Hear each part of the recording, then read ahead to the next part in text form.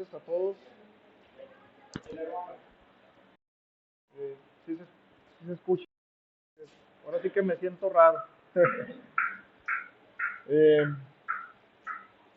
bueno, pues gracias, hermano, por la invitación. Gracias a toda la congregación también por recibirme y recibir a mi esposa también.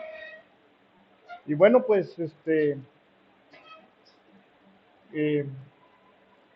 le damos gracias a nuestro Señor Jesucristo porque, pues más que nada, porque Él es el que nos trae, Él es el que nos permite venir, ¿verdad? Sin Él, pues, no estaríamos aquí presentes. La verdad que, pues, es un gusto venir otra vez aquí con ustedes. Me sigue llenando de gozo que siga creciendo la iglesia, la congregación, y pues venir aquí, pues, pues para nosotros es de mucho gozo porque servir al Señor, pues, créanme que para mí eso es lo mejor que puede pasar en mi vida, ¿verdad? Pues servir al Señor es lo mejor, ¿verdad? Podemos servir terrenalmente a las personas, pero es mejor y es de mayor gozo servir a nuestro Señor Jesucristo. Ahí, por favor, hermanos, al libro de los Hechos, por favor. Libro de los Hechos, capítulo 1. El tema de hoy lo estamos titulando ¿Dios te prueba o Dios te da una oportunidad? ¿Dios te prueba o Dios te da una oportunidad? Y lo vamos a ir desarrollando de tal manera que usted va a ir entendiendo cuál es el mensaje de todo esto. Porque a veces nosotros los seres humanos pensamos que Dios nos prueba y a veces el ser humano entiende de otra forma la prueba de Dios y la puede visualizar como un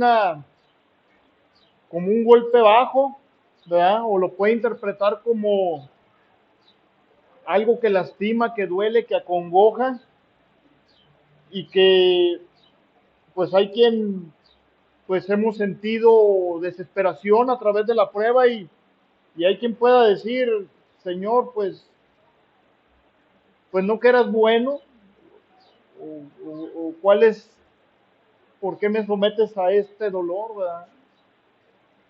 Pero que nos quede claro a nosotros como cristianos, tal vez la gente del mundo puede decir muchas cosas, puede blasfemar el nombre del Señor, lamentablemente, ¿verdad? Puede se puede sentir agredido, la gente del mundo se puede sentir agredida por Dios, pero el cristiano lo debe de ver de otra forma y ahorita lo vamos a ir desarrollando. Fíjense bien cómo dice ahí en el 1:1, hermanos, de Hechos.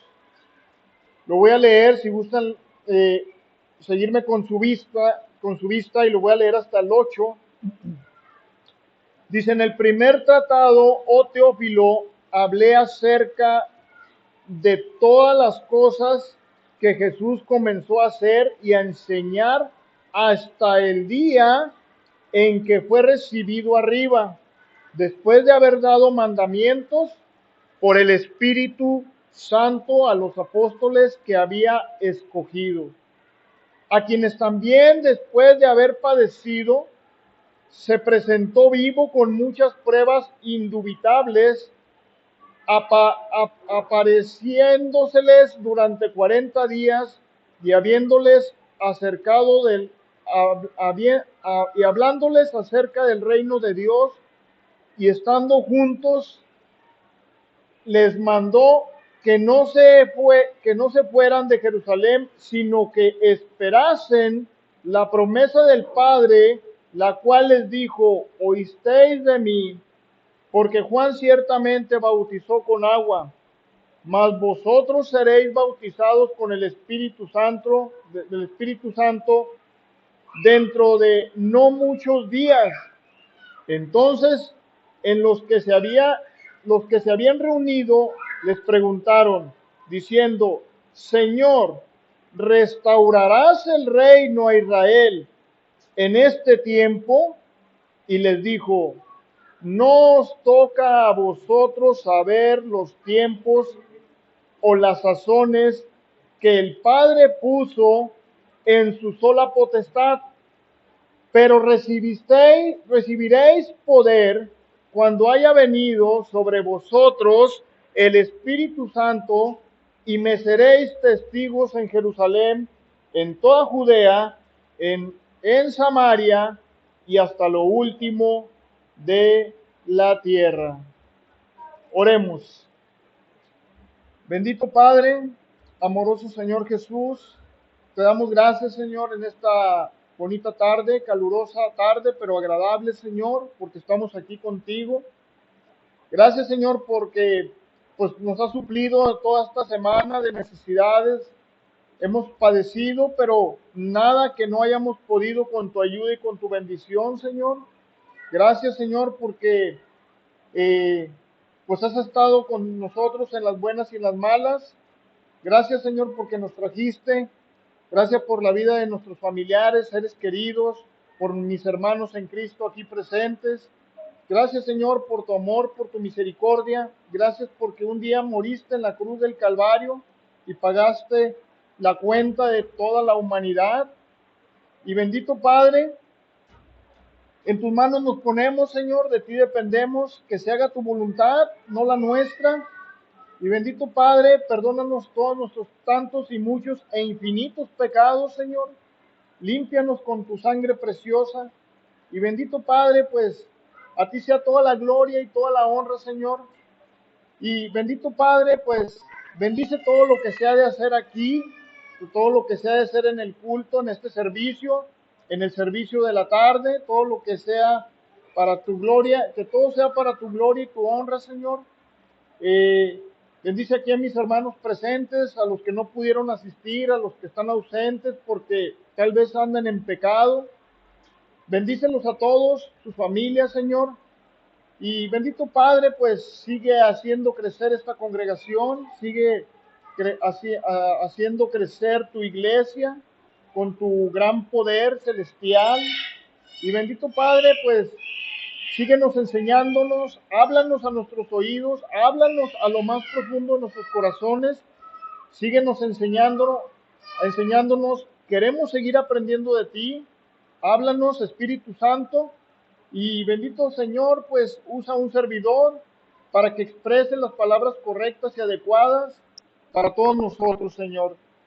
Todo esto, Señor, te lo pedimos en el precioso nombre y grande nombre de nuestro Señor Jesucristo, para la gloria y la honra de Dios. Amén. Fíjense bien, hermanos.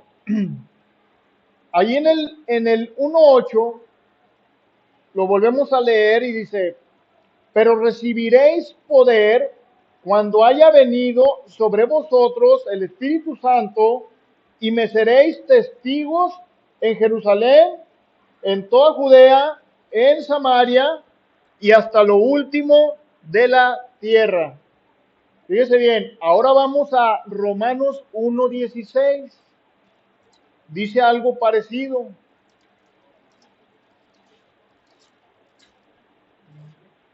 Romanos 1:16.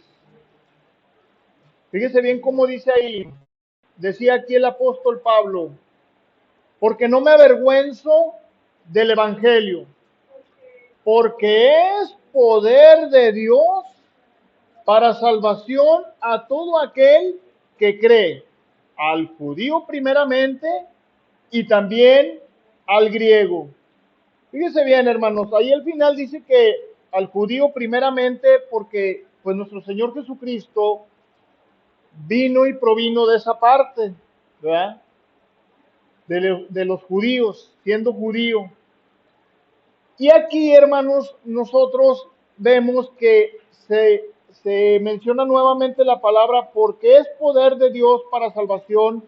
Acá también en el 1:8 de Hechos también mencionaba el poder, ¿verdad? Dice, porque es poder de Dios para salvación a todo aquel que cree, al judío primeramente y también al griego. Y en el 1:8 vimos que mencionaba a Samaria, ¿sí? Pero también mencionó hasta los rincones de la tierra, ¿verdad? Entonces, ¿qué sucede, hermanos? Primeramente aquí quiero mencionarles, sobre todo por el tema de este día, en aquel tiempo los romanos, digo, perdón, los apóstoles o los primeros cristianos se estaban concentrando únicamente, y lo vimos en el 8, en el 1:8 de los Hechos, ellos estaban concentrando únicamente en Jerusalén. Da de cuenta como nosotros ahorita nos concentramos, ¿sí? Y tratamos de luchar contra el enemigo y hacemos el esfuerzo por predicar el evangelio aquí en la comarca lagunera. Nos concentramos aquí, hermanos. Y en aquellos tiempos, los, los apóstoles, los primeros que iniciaron con la transmisión del evangelio, pues igual como usted y como yo cuando empezamos con temor. Y yo, por ejemplo, ayer, el hermano Gerardo, quien lo conocemos, yo voy los sábados a predicar al hospital y me llevó dos hermanitos que querían aprender de la palabra del Señor. Y ahí vamos. Y empezamos a mencionarles ahí a los enfermitos, pues, de en qué consiste el Evangelio. Pero los hermanitos, con cierto temor, al igual que yo cuando empecé en los caminos del Señor, pues con cierto temor, pues, pues vamos y pues hablamos, pero pues nos vemos limitados porque muchas de las veces pues no sabemos muchas cosas que pues posteriormente el Señor pues nos va a ir enseñando paulatinamente, ¿verdad?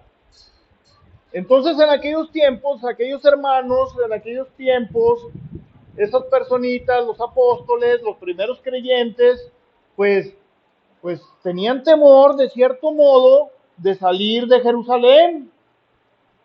Normalmente nosotros pues tratamos de predicar en las cosas, en los lugares donde pues ya conocemos.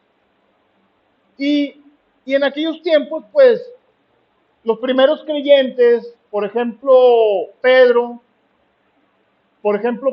pues empieza a dar cuenta, y lo vemos a través del libro de los Hechos, que se empiezan a dar cuenta, sobre todo él, con un poquito de mayor visión espiritual, se empieza a dar cuenta que la gente es receptiva al Evangelio. O sea, muchas de las veces una persona que empieza en los caminos del Señor toca una puerta y lo primero que se le viene a la mente es decir, pues, ¿y qué le digo? Pero de alguna otra manera el Espíritu Santo, que es poder de Dios en la vida del cristiano, ¿sí? Empieza a usarlo y empieza a transmitir el Evangelio de alguna otra manera, con palabras tal vez limitadas, tal vez algunas veces incorrectas, pero empieza a hablar del Señor, ¿sí? Pero esa persona empieza y dice, o se empieza a dar cuenta, empieza a palpar que hay gente receptiva, o sea, que quiere escuchar palabras de Dios. Porque, aunque no parezca, en la comarca lagunera, ¿sí? Es más, el mundo entero inclusive tiene necesidad de Dios. No más que muchas de las veces no sabemos cómo buscar al Señor, ¿sí? Por eso aquel versículo que, bienaventurados los pies, ¿verdad?, que tocan una puerta y anuncian el Evangelio de Cristo. Amén. Entonces, vamos ahí al libro de los Hechos, pero ahora en el 8, por favor. Fíjese bien, hermanos. Por ejemplo, aquí en el 10, aquí nos damos cuenta cómo los apóstoles, de alguna otra manera, vamos a decirlo así, estaban verdes, hermano. Los primeros creyentes, de manera muy natural, ¿sí? Estamos verdes. Es más, yo me considero que ante los ojos del Señor, yo me siento verde. Yo me siento verde. Porque el Señor Jesucristo nunca va a dejar de enseñarnos. Y aquel que diga que ya se la sabe todas y que conoce toda la Biblia de pe a pa, pues lamentablemente le puedo decir que está equivocado. Porque si nosotros fuéramos fieles creyentes, créame, que si nosotros fuéramos fieles creyentes, es más, que tan solo le llegáramos a los talones a estos hombres iniciadores del Evangelio, mire, necesitaríamos, es más, tendríamos todos estos salones llenos, estarían llenos y todos al mismo tiempo predicándose la palabra de Dios ahí con diferentes pastores y dirigentes ahí. Así estaríamos. Pero, fíjese bien, aquí en Hechos 10 vemos una historia donde, bueno, a Pedro pues tiene una visión y todo ese asunto, pero yo me quiero concentrar con respecto a nuestro tema. Aquí una vez, en algún momento, Cornelio tal vez escuchó de Pedro y le dijo a Cornelio, era un centurión, ahí lo dice, llamado Cornelio, en el 1, a 10:1, había en Cesarea un hombre llamado Cornelio, centurión de la compañía la italiana, o sea, un romano, pero era piadoso y temeroso. Entonces, escuchaba seguramente de un tal Jesús, o llegó a sus oídos un tal Jesús. Pero fíjese bien cómo en el 21, ahí mismo en el 10:21, de alguna otra manera, dice, entonces Pedro descendió a donde estaban los hombres que fueron enviados por Cornelio y les dijo, he aquí yo soy el que buscáis. ¿Cuál es la causa por la que me habéis venido? Fíjese bien, vamos a decirlo así, Pedro estaba en otras cosas y de la nada lo buscan. Tocan a su puerta y él estaba en la azotea y baja. En el 24, al otro día entraron en Cesarea y Cornelio, los que estaban esperando, habiendo convocado a sus parientes y amigos más íntimos. O sea, fíjese bien, hermanos. Van y lo buscan y le dicen, te habla Cornelio. Te habla Cornelio. Y luego Pedro pues dice, bueno, y pues, ¿qué o qué? ¿O qué quieren conmigo? Y fíjense bien cómo dice al final del 29, una vez que llega ahí con Cornelio y sus familiares y sus parientes, dice, ¿por qué causa, pregunta Pedro, por qué causa me habéis hecho venir? Entonces, número uno, aquí se da cuenta Pedro que dice, bueno, alguien quiere escuchar la palabra, alguien quiere escuchar de Dios, alguien quiere escuchar de nuestro Señor Jesucristo. Entonces, para no hacérselas tan larga, hermanos, pues les habla de la palabra y todos son salvos.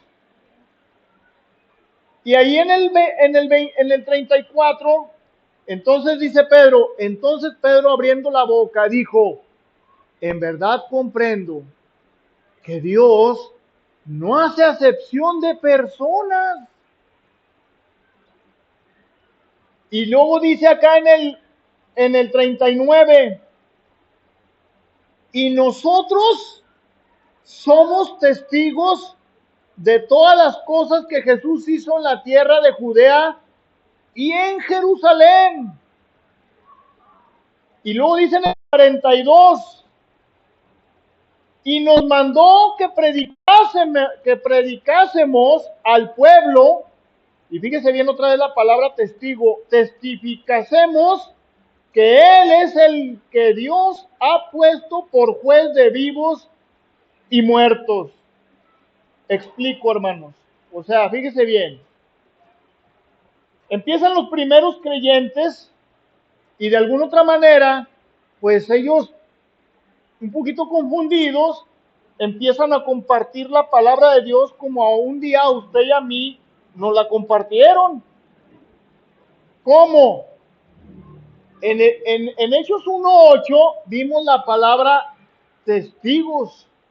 Y aquí dice, y nosotros en el 39 también dice, y nosotros somos testigos de todas las cosas que Jesús hizo en la tierra de Judea, en Jerusalén, a quien mataron colgándole en un madero. Y en el 42 dice otra vez, y que testifiquemos. Que testifiquemos. Ahora, vamos otra vez a Hechos 1. Fíjense bien, les recuerdo, el tema es en signos de interrogación, a forma de pregunta, el tema es, ¿Dios te prueba o Dios te da una oportunidad? Entonces fíjense bien cómo dice ahí en el 1:8, dice, pero recibiréis poder cuando haya venido sobre vosotros el Espíritu Santo. Y luego dice, y me seréis testigos. Y me seréis testigos. Fíjese bien, hermanos. Ya sabemos nosotros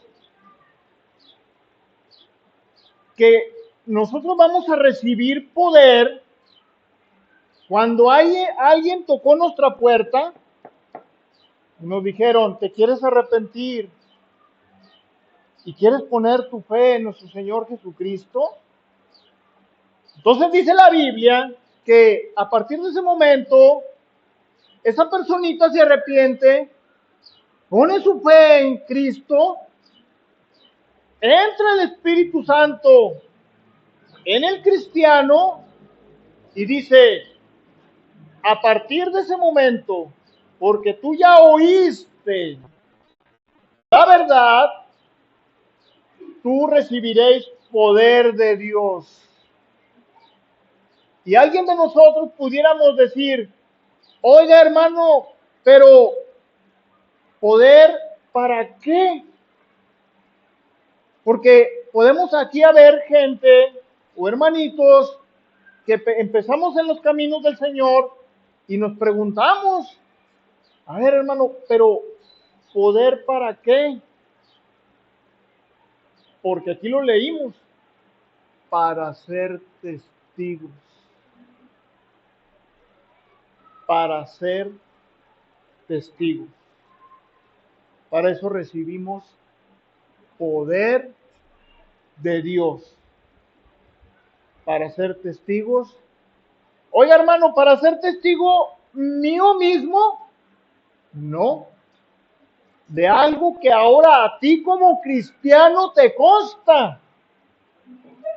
Y le pongo un ejemplo. Si ahorita usted venía en el camino y venía en su vehículo o venía en el transporte público, pues imagínense que en el transporte público usted venía y resulta que ahí se da un asalto.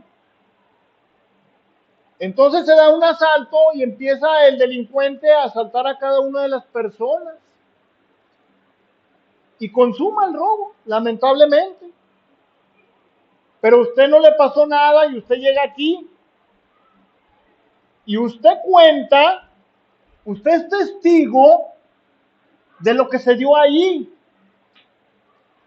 Y usted puede decir ahorita, porque a usted le consta 100%, usted lo vivió, usted lo palpó, usted lo sintió miedo, ¿sí? Usted viene y lo cuenta. y usted lo anuncia. O sea, usted es testigo de que ahí se celebró un robo, ¿sí? Y la persona venía armada y traía una navaja y una pistola y así, eran 3, 4 gentes y pasó esto y el otro y golpeó a un señor y esto y que el otro. Usted es testigo de eso que pasó. El cristiano hoy día es testigo de algo que ya hizo Jesucristo en su vida. Usted puede testificar las cosas tan grandes y tan bellas que Jesucristo ha hecho en su vida. La palabra testigo viene del griego que significa martis, o como usted lo quiera mencionar, o sea, un mártir. De ahí que vienen la palabra aquella de los mártires, ¿verdad? De aquellos hombres que por la fe padecieron. Entonces, si leemos nuevamente ahí en el 1:8, dice, pero recibiréis poder cuando haya venido sobre vosotros el Espíritu Santo y me seréis mártires. Me seréis mártires en Jerusalén, en toda Judea, en Samaria y a Torreón, Coahuila. Amén. Entonces, fíjese bien, un mártir lo podemos, en términos espirituales, lo podemos definir como aquella persona que ha experimentado, que le consta, que lo vivió o que lo vive y que está completamente seguro de algo o de alguna situación por la cual atravesó o atraviesa en su vida y que hoy día, sin temor a equivocarse, la puede anunciar. La puede anunciar. ¿Por qué? Porque, por lo menos, si hablo yo, en mi persona, a mí me consta que Jesucristo cambió mi vida. A mí me consta. Ah, que me falta que el Señor me pula. Bueno, ese es otro boleto. Pero de que el Señor ya empezó a obrar en mi vida, me consta. Y si me permite la expresión, sin que suene a soberbia, hoy quiero presumir de mí, no, de la palabra de nuestro Señor Jesucristo, de Él, porque Él es el único digno de adoración, de alabanza, y Él es digno de usar nuestras vidas, porque un día nos compró con su sangre preciosa, a un precio muy elevado, hermanos. Entonces, hoy día nos debe de quedar a nosotros claros que nosotros tenemos una consigna. ¿Cuál? Ser testigos de nuestro Señor y Salvador Jesucristo. Eso es lo que debemos de entender, hermanos. Y puede haber 1000 maneras para que una congregación crezca. sobre todo de sana doctrina. Puede haber 1000 maneras, pero ¿sabe cuál es la mejor, pienso yo? Que si yo traigo un invitado aquí a la iglesia de Dios, la mejor manera para que una congregación crezca y permanezca es siendo un buen testigo. ¿Cómo, hermano? Con su ejemplo. Esa es la mejor manera para que una congregación se multiplique. Porque imagínense que yo traigo un invitadito ahorita y esa personita tiene sed del Señor. Pero resulta que a la siguiente semana ya no vengo.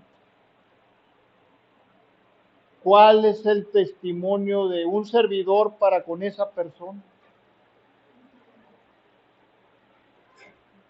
No soy un testigo fiel. Por eso les decía que si fuésemos testigos fieles verdaderamente, cada uno de los salones estaría rebosando de personas. Amén. Entonces, fíjese bien, hermanos, vamos, por favor, ahí a 8.1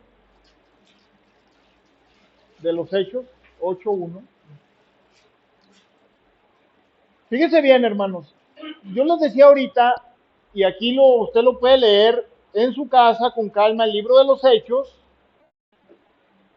y se va a dar cuenta que, pues, de perdió la mitad, del principio a la mitad, pues vemos muchos pasajes donde se menciona nada más Jerusalén, porque ahí se predicaba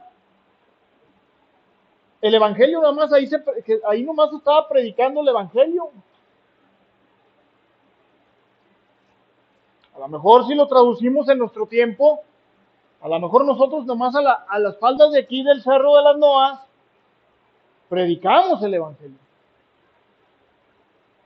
Amén. Pero ¿qué pasa, hermanos? Que pues tal vez los primeros creyentes pues todavía no les caía el 20, ¿sí me explico? O sea, todavía ellos no, pues estaban en un proceso de madurez y pues a lo mejor era muy probable que al vecino de enfrente pues, hablado 50,000 veces del evangelio, ¿verdad? Pero tal vez pues esa persona pues no muy convencida, pues a lo mejor lo más seguro es que tarde que temprano le iba a decir a Pedro o a Juan o a Jacobo, tal vez o a Esteban, etcétera, etcétera, de los primeros creyentes, posiblemente les hubieran dicho, oye, ya me hablaste mucho de eso, ya no quiero escuchar nada de eso. Porque así como en ese tiempo ellos se dieron cuenta que había gentes que estaban muy receptivas a la palabra de Dios, también se estaban dando cuenta que había mucha oposición al Evangelio, hermanos. Eso es muy natural. O dígame si usted o yo mismo, si a la primera de cambio quisimos algo con Dios. Yo a la primera yo no quise nada con Dios. A mí me regalaron una Biblia y pasaron 2 años para que yo pudiera leer la Biblia. Y esa persona que me lo regaló me decía, ¿ya leíste la Biblia? Y yo como abundaba el pecado y la mentira en mi corazón, pues yo le decía que sí. Pero tuvo que pasar un hecho en mi vida para que finalmente dijera, a ver, pues vamos a ver qué dice aquí. O sea, de primera instancia, no queremos nada con Dios. De buena voluntad, no queremos nada con Dios. Bienaventurados sus hijos, los que tienen hijos pequeños. Ya le están inculcando la palabra de Dios, eso es bellísimo. Ellos tal vez pasen por otra transición de aprendizaje del Evangelio. Pero quienes ya viejotes, pues yo vine a los pies del Señor a los 40 años. Pues ya grande, con hijos, con familia. Pero gloria a Dios, nunca es tarde. Entonces fíjense bien cómo dice ahí en el 1:8. Acababan de matar a Esteban, hermanos, uno de los diáconos. Él no fue apóstol, pero fue un fiel servidor del Señor, y a pedradas lo acababan de matar, ¿sí? O lo estaban matando. Y luego dice el 8:1, y Saulo consentía en su muerte. En aquel día hubo una gran persecución contra la iglesia que estaba en Jerusalén, y todos fueron esparcidos por la tierra de Judea, fíjense bien, y de Samaria, salvo los apóstoles. Pero fíjense bien, la palabra y fueron esparcidos. Fíjense bien, hermanos, explico. Ahorita tal vez todos nosotros estamos pasando por múltiples situaciones complicadas en nuestras vidas. Y basta ver el rostro de cada uno de nosotros para vernos con cara de guarache. Todos entristecidos. Porque estamos pasando una dificultad. Entonces fíjese bien, el tema es, ¿Dios te prueba o Dios te está dando una oportunidad? Entonces seguramente nosotros, pues en nuestra aflicción, pues definitivamente, pues el Señor sabe que no la estamos pasando grato. ¿O no me va a decir que ahorita trae los bolsillos rebosando de dinero?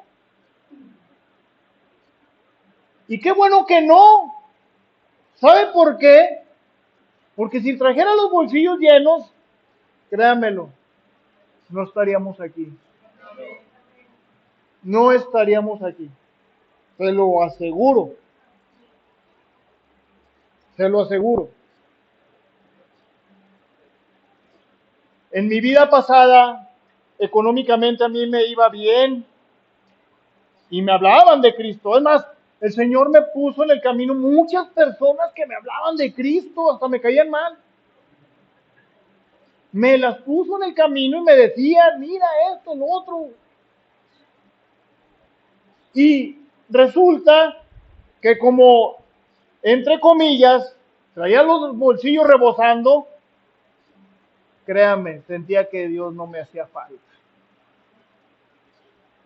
Cuando traemos no nos hace falta Dios. Así piensa el ser humano, hermano. ¿Sí? Entonces, fíjese bien. Dice aquí la palabra esparcir, y todos fueron esparcidos. Yo les pregunto a ustedes, ¿por qué se esparcieron, hermanos?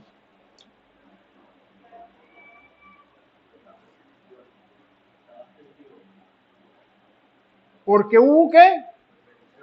Persecución. Hubo una persecución. Fíjese bien, hermanos.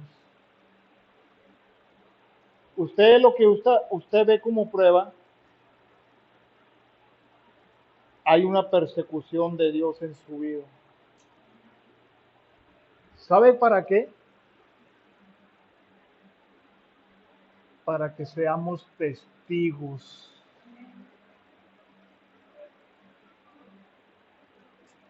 Para que le sirvamos, hasta la piel chinita se me pone, para que le sirvamos a nuestro Señor Jesucristo.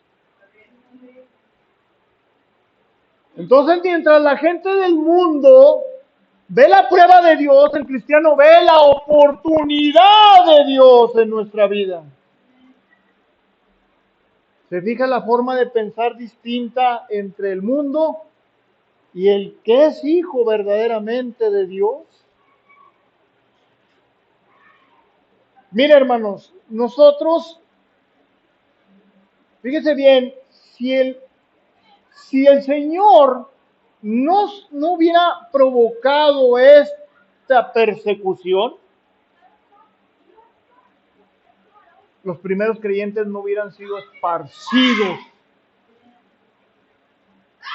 Y me voy a ir de una manera más drástica.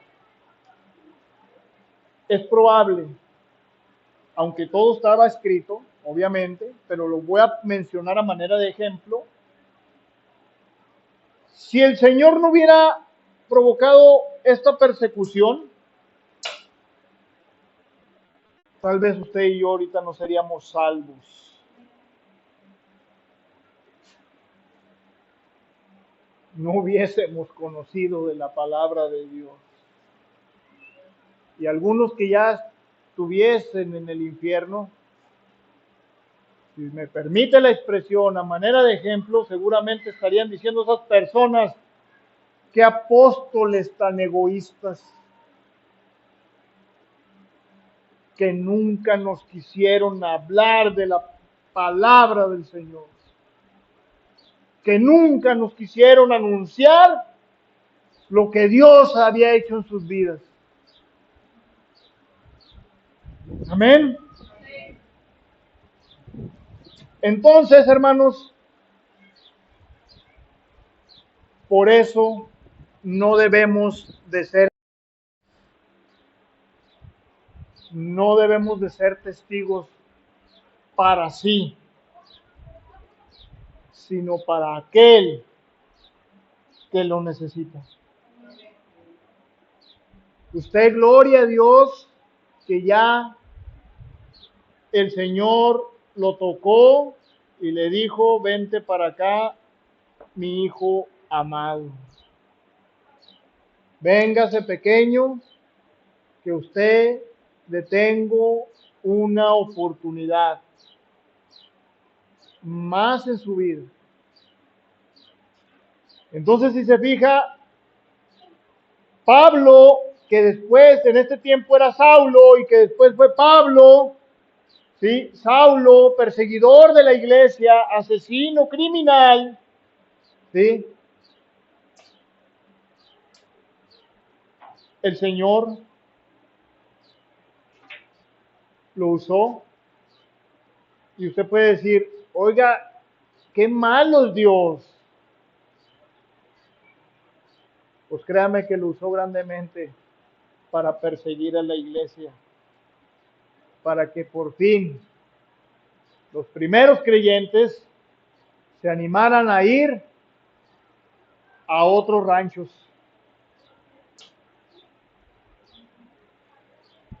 Y ahí vemos a través de la palabra del Señor, grandes hombres de la palabra, ¿verdad? Grandes hombres que se esparcieron, Pablo, entre muchos otros, Pedro, todos ellos, de alguna otra manera. Ahora vamos para allá, vamos para acá, esto, el otro. Señor, ahora hicimos esto para tu gloria, y se gozaban y padecían al mismo tiempo, pero las pruebas las veían de distinta forma. Señor, me pruebas porque me das una oportunidad. Usted no vea la prueba que lo lastima. Vea que detrás de lo que está padeciendo, vea la oportunidad de Dios en su vida. Oiga, hermano, pero no se compara lo que yo estoy viviendo con lo que usted puede tal vez vivir. ¿Y cómo sabe lo que yo he vivido? El Señor trabaja en nosotros de diferente forma y de diferente manera, según la obra de Él en su vida, en la de ustedes y en la mía. Somos de carne y hueso, sentimos dolor, O ahora no me diga que no siente dolor. O ahora no me diga, nunca he llorado. Hemos llorado. Pero antes yo mis lágrimas me las limpiaba yo mismo. Hoy el Señor enjuaga mis lágrimas. Él agarra un trapito y me dice, hijo mío, sigue adelante. Elías, cuando en aquel tiempo que asesinaron a los profetas, buscando esconderse, y le dijo al Señor, Señor, quítame la vida, porque yo no soy más que nuestros padres. Quítame la vida. Y dice la Biblia que deseando morir, quítame la vida, Jehová. Claro, somos seres humanos, tal vez seguramente algunos de nosotros le hemos dicho, Señor, quítame la vida, no aguanto más el dolor. Y tal vez en nuestras habitaciones nos hemos tirado en el piso llorando del sufrimiento. Llora, no pasa nada. Nomás como buen cristiano, sé prudente y haz como lo hizo Job. Nunca maldijo a Dios. Señor, ya no aguanto más. ¿Qué es esta prueba para mí, Señor? ¿A dónde quieres que vaya? Y el Señor te diría, ¿quieres gozarte? ¿Quieres sentir paz? ¿Quieres sentirte pleno en tu vida cristiana? Vente, te esperan los que están allá enfrente. Sé un testigo fiel. Vive para mí. Porque yo te enseñaré grandes cosas y ocultas que tú ahorita estás en pañales y no me las entiendes. Amén. Gloria a Dios, hermanos. Vamos al libro de los Hebreos, por favor.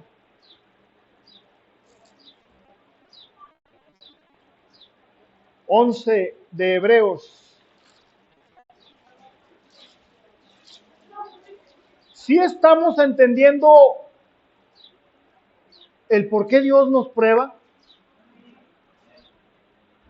¿O por qué el Señor nos hace padecer? Hablemos de los cristianos. ¿Sí entendemos? ¿Todos somos hijos de Dios aquí? ¿No hay duda de nuestra salvación? Gloria a Dios. Fíjese bien, muchos de nosotros tal vez no hemos entendido la magnitud de lo que tenemos que padecer por causa de nuestro Señor Jesucristo. En aquellos tiempos los hombres, ¿sí? Todos padecieron de alguna otra manera. No viene en la Biblia, pero la historia dice que Isaías, el profeta Isaías, fue aserrado. ¿Sabe qué es lo que es aserrado? Si lo vemos de una manera como lo define el diccionario, es cortado por la mitad. O imagínese cortado por acá. Pedro en la historia también dice que fue crucificado.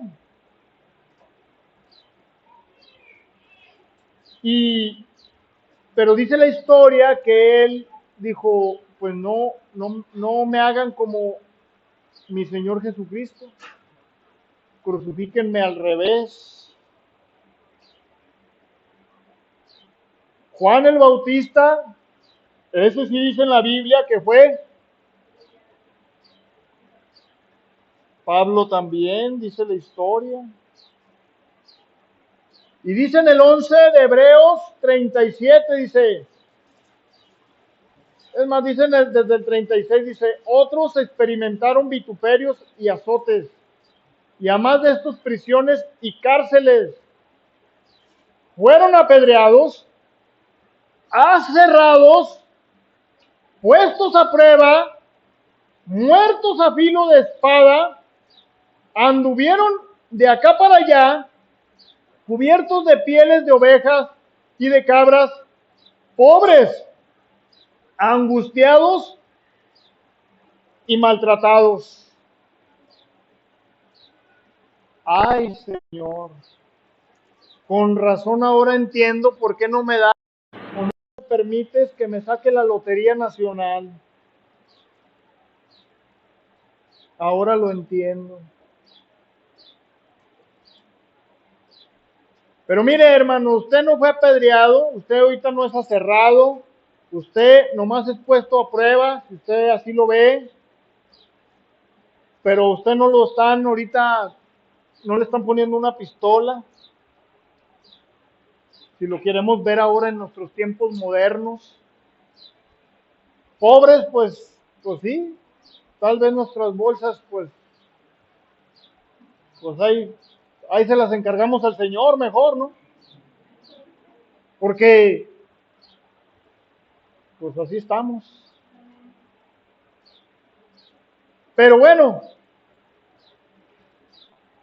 maltratados tal vez, como dice aquí, angustiados, sí, seguramente, angustiados. Pero, como dice la Biblia, caídos, mas no destruidos.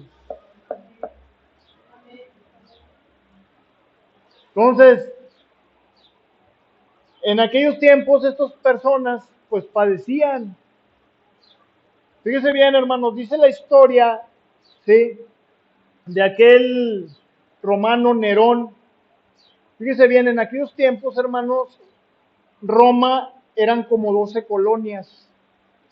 Si usted si busca en internet o tiene algunos libros, algunas literaturas, Roma una vez sufrió un incendio.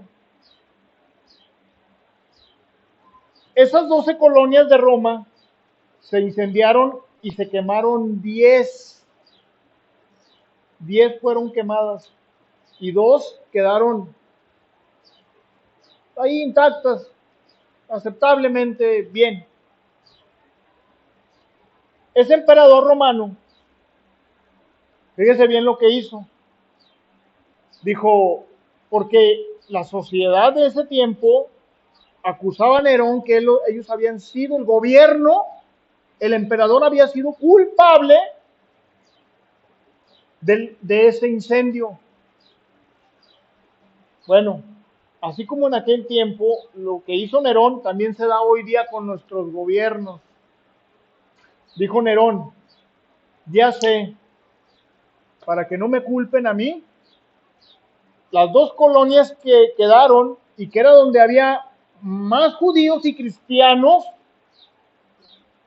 ¿qué cree? Les echó la culpa y los mandó matar. Algunos quemados, algunos aserrados, perseguidos, y les dijo a la gente, ellos fueron los culpables, vamos sobre de ellos. Y los mandó matar, hermano. Hoy el gobierno también hace lo mismo. Hace lo mismo por tal de que no le echen la culpa. ¿Quién tiene la culpa? La misma sociedad. ¿Y quién paga? La misma sociedad. Con nuestros impuestos. Pero hacen lo mismo. ¿Qué les quiero decir con esto, hermanos? Que injusticia va a haber en nuestras vidas. Dolor, persecución, va a haber. Y en aquellos tiempos, los cristianos, los primeros creyentes, fíjese, hermano, fíjese bien, hermanos, por tal de huir de la persecución, ellos se escondían en las tumbas, ¿sí? No eran tumbas como hoy día, sino que así como en cuevas, ¿sí? Ahí se escondían los primeros creyentes y ahí hacían los servicios, hermanos, en oscuridad se hacían los servicios. Ahí se hablaba de la palabra del Señor, huyendo ellos también, ocultándose para que no los matasen. Después vinieron periodos más relajados, donde, bueno, ya no los perseguían, pero si algún romano acusaba a algún cristiano de algo, inmediatamente iban sobre ese cristiano y le decían, y lo mandaban al concilio y le decían, a ver, ¿tú qué ondas? ¿Cómo andas? No me digas que crees en aquel llamado Jesucristo. Y lo primero que le obligaban al cristiano era negar a Jesucristo. ¿Sabe para qué? Para que no lo matasen, aunque haya robado nomás 5 pesos. Pero como ya era derecha la flecha, como decimos en el barrio, contra los cristianos, ¿sí? Pues haga de cuenta que le decían, ¿crees en Jesucristo? Y si decía no, mándenlo matar. Era lo primero que hacían por convencerte que negaras a Jesucristo. Yo le pregunto a usted, ¿qué lo hace negar a usted hoy día a Jesucristo? ¿Qué lo hace a usted hoy día a no ser testigo fiel de Jesucristo? ¿Qué impide que usted y yo seamos mártires de Jesucristo? ¿Qué impide? Si no estamos con los romanos como en aquel tiempo.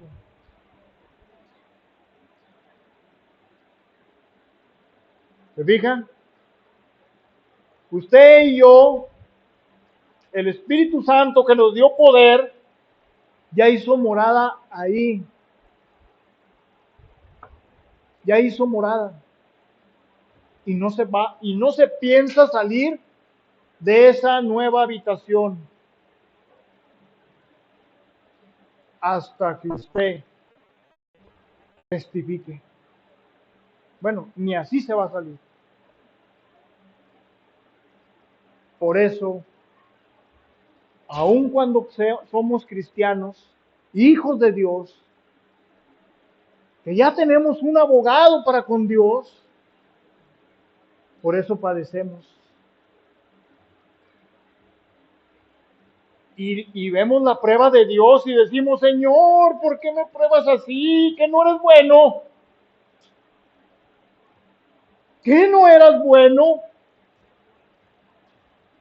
Sí, pero Dios de la prueba te lleva a la oportunidad de tu vida, a la oportunidad de tu vida. Oiga, hermano, pero yo estoy imposibilitado físico de hablar y dar y ser testigo de Jesucristo. No me diga eso, hermano, porque en nuestra condición, aún siendo la persona invidente, aún estando sin una extremidad,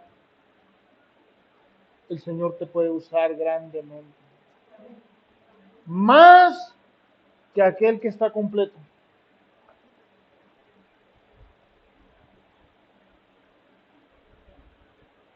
A mí el Señor un día me quitó la vista del ojo derecho.